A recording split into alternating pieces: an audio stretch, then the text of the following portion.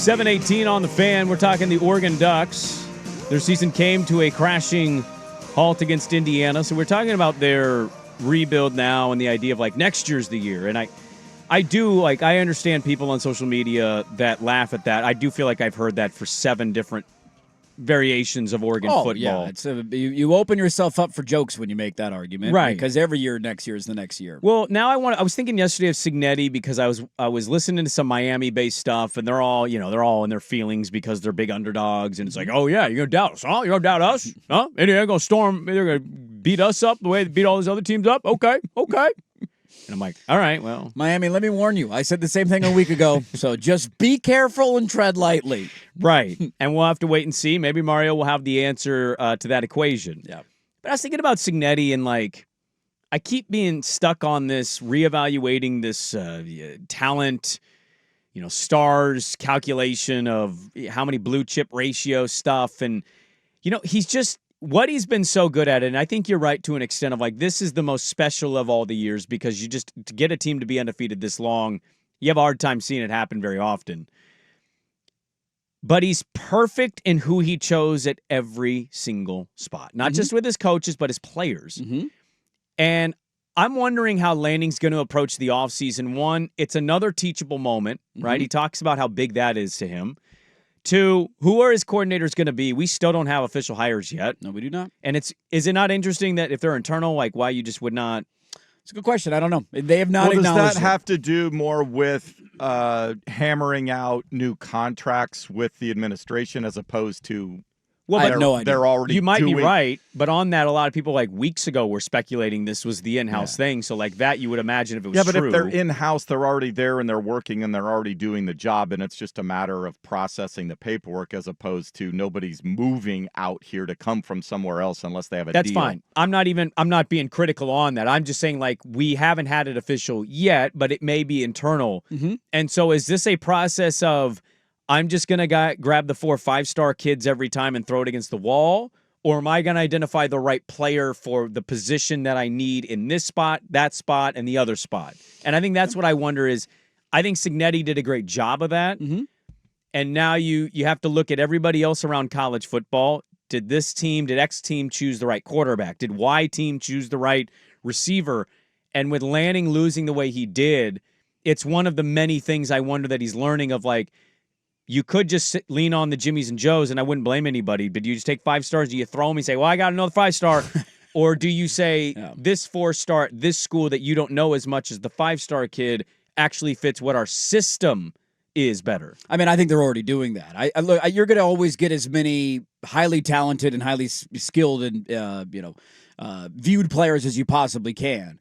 But I also think they've done like Kenyon Sadiq was not a household name as a high school recruit. He came from a 4-star kid or a 3-star kid? A high 3, 4-star kid. Maybe I think he might have ended as a 4-star kid. He's from Idaho. He played high school football in Idaho. But they viewed him as a guy who, if we can get him on campus and build his body out and develop him, he can turn into potentially a first-round pick. And where is he? He's going to be a first-round pick if he leaves in the draft. He just hasn't announced yet. And so I think Oregon's already done a little bit of that. They've gone about trying to find guys that fit their scheme. I think they did it yesterday with a wide receiver, Iverson Hooks, who was a Hall of Fame in the name category. He's a slot wide receiver, very similar to Tez Johnson, but that was kind of a missing ingredient a little bit on this year's offense. Tez is that a good guy pull, is an example of that. Running those crossing routes. Like they've done a good job of evaluating talent in the portal, just not to the level of winning a national championship. That again gets back to this weird balance that I have of I understand the desire and the want to be critical of what happened to Oregon on Friday, while also not wanting it to tear down everything else that they've accomplished and act like Oregon has no clue what they're doing, when the reality is 99% of college football programs would trade rosters with Oregon in a heartbeat, other than the 1 or 2 teams that are winning championships at the end of the year. And so, again, it gets back to hitting on everyone that you possibly can. Malik Benson was a guy that we doubted when they brought in. That's had a good great year. Too, yeah. Dylan Thieneman was awesome. And if he leaves, he's probably going to be a first-round pick this year. Like, they have guys up and down. Jaden Kennedy but was he was highly, wasn't Thieneman highly coveted? He was very highly coveted. But Jaden Kennedy wasn't, and Malik Benson wasn't. Yeah. And some other guys have whiffed. Like, Hughes in the backfield. Yep. Didn't work out. That was one of the bigger names in the whole portal stuff last year for also, Oregon. part of that was you had 2 true freshman running backs who they loved coming out of camp. And I think when they brought him in, they didn't have the idea that their true freshman running backs were going to be at that level. And then the calculus kind of changed in fall camp, and they said, we got to play these guys. Because, again, you're learning quickly that if you don't play young players who are capable of being on the field, they're going to leave. And I thought Lanning tried to make it a point of emphasis this year to get everybody snaps, but even that was not enough because guys are going to want bigger roles on other teams. The biggest whiffs that they had this year were at the tackle positions. And if you would have gotten better, and this is the hard part again in criticizing because I don't know what's available in the portal, going back and looking at all the left tackles and right tackles that were potentially out there, but that ended up being a weakness on your offensive line. Do they feel like their internal candidates are capable of stepping up? I certainly thought Fox Crater, when he played this year, played at a really high level. Janoris Wilson, we only saw in one game, and then he got hurt, essentially. He played in the Iowa game, and he played really well in that game, I thought, for the most part, considering the elements, and it was his first start, and then he got banged up, and we didn't really get to see him the rest of the year. So are they ready to step in and be starting caliber tackles on a championship team? That's a question they're going to have to look in the mirror and answer, and I'm sure they'd love some upgrades there. They brought the kid in from Yale yesterday, and I think that's more of a depth piece, but we'll see. Maybe he ends up earning a starting job. They're not that far off, and I don't think it's just the idea of we're going to just take five-star kids and not scout them and evaluate them and develop them. We just want the high school recruiting rankings to look good on our 24/7 page. They're very nitpicky on who they go after and who they go get. They're very specific. They don't take a big volume of players in their recruiting classes. A lot of it is identifying and circling guys that can come in and play, and I think the strategy has clearly worked out when you look at the number of young guys on this year's roster that immediately stepped in and had an impact on this team. And that's the other thing for 2026, because when you look at a per capita recruiting basis, that's one of the most talented classes in the country. And how many of those guys coming in next year can step in and be a playmaker for them right away in 2026? So when you look at the way that it's so far been built, and now they have to build it up a little again, as you mentioned, with the depth, I think that I saw the thing from the West Coast Twitter at 13 four-star high school kids have transferred out of Oregon now. Oh, it's more. I think it's more than that. Is it up past 13? I think they're up close to 20 now at this point, based on the number of guys that have gone. And Not all of them are four. Some of them are lower than 4 stars. Sure, I think but that they've was lost a lot of pieces. I think specifically that was the 4-star amount was 13. Yeah. Now let me ask you then on the build, because it to me it just sounds like to you got to the semis. That's a great step forward. Just keep doing what you're doing. I mean, let's not turn the ball over 3 times in the first half and you don't lose the game by 40 points. How about that? There is that. And then we're not sitting here saying, you're so far away. What an embarrassing year. Like, stop it, dude. You're in the Final Four of the sport. As time goes on, I'm going to start getting more defensive about it. Like, they're close. They're really close. I just keep wondering, because I remember watching the Lanning interviews. The Bussin one comes to mind in the summer, and that Ohio State game, he was seething about that. Mm-hmm. And he gave him all the credit in the world of game planning better and being more prepared and all that stuff. Mm-hmm. For it to happen again is what how much he, as somebody who's trying to evolve and be ahead or be at the top of the evolution of the sport, how he's going to evaluate internally his methods, the way he does business from a day-to-day operation, or does he walk away and say, I got my ass whooped, I just need to make little tweaks here and there, and that's good. That's what I wonder about somebody like him. I mean, I think it's the biggest question that I have for next year. It's not, for Oregon, it's not really a talent question, and I don't think it ever will be, because they're one of the best at acquiring talent, and they will be as the portal remains open. They're not done. They got one of the best safeties in the portal last night. The Parrish kid from Minnesota. He's a top 10 player that's available. He's another guy that's very similar to Dylan Thieneman. That dude's going to be an absolute monster. He was great at Minnesota, but nobody talked about him because it's Minnesota. They're not very good. Similar to Dylan Thieneman when he was at Purdue. They were so bad that nobody knew anything about him, and then he comes to Oregon, and now he's going to likely be a first-round pick. So they've already started to have success in the portal. The Olish kid, the 5-star tight end who didn't play a ton as a true freshman at Penn State, was the number 1 tight end in the country coming out of high school. Went to Penn State. Franklin gets fired. Oregon was involved in the recruitment, and they've landed him. So talent acquisition is not their issue.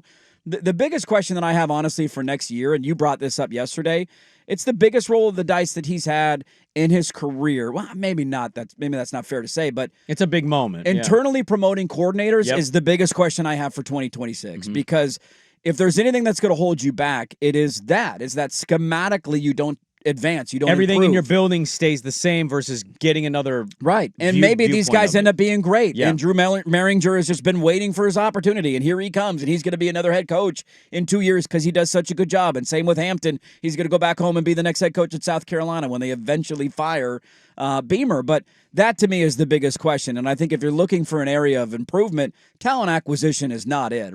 Filling out your roster and identifying guys who could be impactful players is not the problem that I have. It's more of an X's and O's thing. And again, I don't want to hammer them because they've been better than almost everybody in the sport for 3 years, other than teams that play for the national championship or win the national championship. Yes. It's just about finding that extra 2% that you got to get over the hump. Agree 100% with most of that. The only thing I keep coming back to is the couple programs that have slid. If they ever do get back, how that changes the mix, I think, within that conference. And then even in the sport in general, the SEC has some programs down right now. Do they return? Very well could. But let's also be fair here. What Cignetti's doing is a moment in time, and it is incredible. And I think they're going to win the national championship.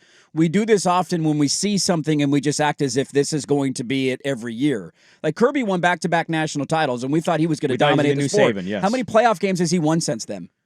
I'm going to venture to guess none is what you're going to tell me. 0 in 3 years. He's 1-4 in the Sugar Bowl. They didn't go the last year, the 14 playoff. They lost Alabama in the SEC title game, lost to Notre Dame, and then lost to Ole Miss. They have not won a playoff game since they last won their title. He won back-to-back, and we all thought this guy's going to dominate the sport for the next decade. Right. He hasn't won a playoff game since then, and that's a guy at one of the best institutions in the country. And so this idea that Indiana's not going to waver or waffle or they won't have an 8-4 year, I just refuse to believe it. Oh, you think you still put the idea of 8-4? I absolutely do. I think 8-4 is on the table for a lot of schools considering how balanced the talent is now. And I think Oregon is the same place. Like, they've lost a lot of key pieces as depth players. So you have a couple injuries next year. We'll see what they do. The portal's still open. They're going to go acquire more talent.